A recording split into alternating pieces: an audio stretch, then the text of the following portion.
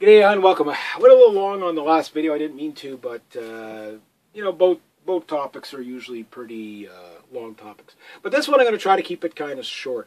For people looking to buy their first boat, something they need to know about making an offer is that in most places around the world, it doesn't matter where you go, at least up here in Canada, if I go into a marine broker, and sometimes the marine brokers they forget to tell you this, but when you make an offer on a boat, you're obligated to buy that boat if that offer is accepted.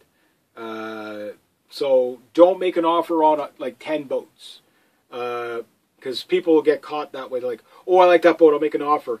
I'll make an offer and I'll make an offer. Then it's like 3 boat owners say, yeah, okay, we'll accept that offer. Okay, but I don't want this boat. No, you're now legally have made an offer to those 2 boats, all 10 boats. If they accept the offer, you got to come up with the money. You've made a sale. You know what I mean? A lot of times people will be good about that, but there are legal ramifications you need to know about. Only make an offer on a boat when you're ready to buy a boat. Don't make 2 offers. You could have boats in the wings like, well, if this boat deal doesn't work out, I want to make sure I get that boat. It's the catch-22 that you're going to have to take the risk on. You might lose a perfect boat. It takes a long time to find a boat, I know, and that's why people sometimes do this. But you are legally obligated a lot of times if you make an offer on a boat to buy it, if the other party accepts your offer. So just something to be aware of when you're buying a boat. I bought this, my second boat. My third boat, I'll have to kind of research the whole process again, but I remember most of it. It can be a lot simpler than what you need.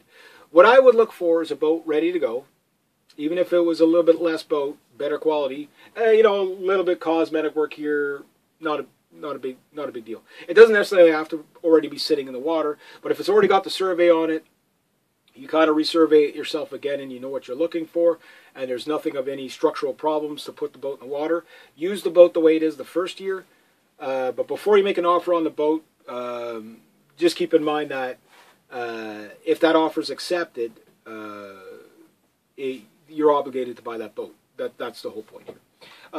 There might be some haggling back and forth. You make an offer and the offer is rejected. They'll come back with a counter offer. You'll come back. It's basically haggling for price, right? So start off extremely low when you make your offer. Not like insultingly low. Like if there's a boat for like $25,000 or $10,000, don't offer like half price. You know what I mean? You know you're going to get refused. You could try it. Like, I mean, if they take it, fine, I'll go. If not, whatever. Usually even the surveyors say, I'm not even going to register. No, they're not going to do that. I've seen this boat. It's not going to happen. And if you don't know what to offer, sometimes the surveyor will. Or the yacht broker, if you're going through a yacht broker, which I recommend you go through, study up on the yacht brokers. It does make a lot. The first boat I did through a yacht broker. In this boat I did through a yacht broker. Private sale, there's a lot of unhidden stuff that you're not going to know, and it can catch up onto you later on. I like the yacht brokers because they gotta kind of be a little bit forthcoming about the boat. But you can ask them, well, what would you recommend as a low offer that you think they would take? So he'll say, if it's 10 grand, offer 8. So make an offer of 7 grand. The guy will counter with 9,500. You can counter offer with 7,500, and then the guy will counter offer with 8 grand. It's just or 8,500 or something like that. And you always kind of end up meeting halfway. So go a little bit low. If you want to pay 8 grand, you offer 6. You want to pay 10 grand out of a $15,000 boat, you want to pay 10 grand for a $15,000 boat, you offer 8 or 85.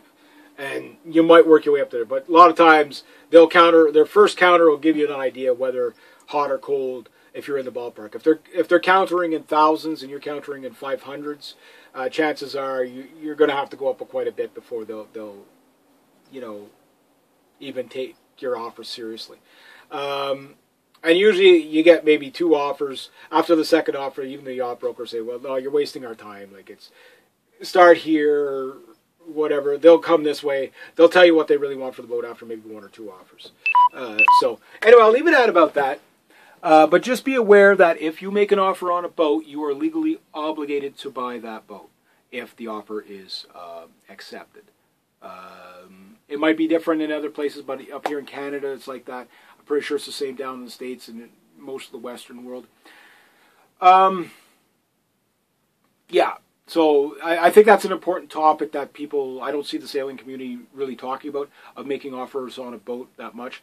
It doesn't have to be really complicated. It's just, you need to understand those basic things. So don't make an offer on 10 boats or 3 boats or whatever, the number 2 boat and the number 1 boat, because you could be on the hook for both of them. You never know. Some people, it's just like, your first offer, they take it right away. That's why you want to lowball a little bit, you know, because you want to test, because there's nothing worse when you make your first offer and they take the very first offer. It's like, geez, they caved pretty fast. Maybe I should have went a little bit lower. But just don't go ridiculous, you know. Anyway, yeah, I'll leave it at that. All right, have yourselves a great day.